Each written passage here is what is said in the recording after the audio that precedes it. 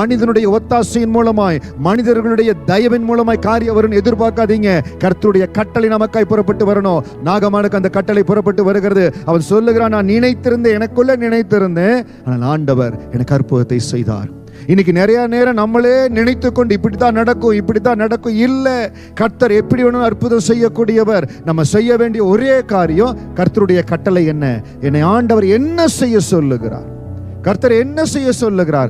கூட இருக்கிற ஊழியக்காரர் சொல்லுகிறான், பெரிய காரியத்தை சொன்ன நீங்க செஞ்சிருப்பீங்கல்ல, இது சாதாரண காரியம், ஏன் கீழ்ப்படிய கூடாது? அருமையான தேவ ஜனமே, சில வேளைகள்ல சுலபமான காரியம், லகுவான காரியம், நம்ம கீழ்ப்படிதலை ஆண்டவர் சோதிக்கிறார். இன்னைக்கு ஏதோ ஒரு கீழ்ப்படிதல் இல்லை என்பதனால சில ஆசீர்வாதம் உங்களுக்கு தடைபட்டு இருக்கிறது.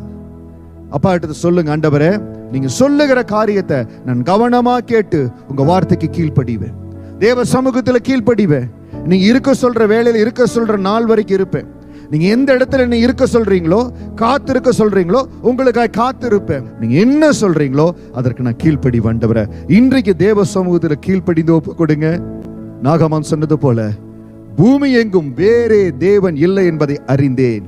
தன்னுடைய ஆண்டவர் இன்னார் என்பதை அறிந்து கொள்ள சில வேளைகளை கீழ்ப்படிதல் ரொம்ப அவசியம்.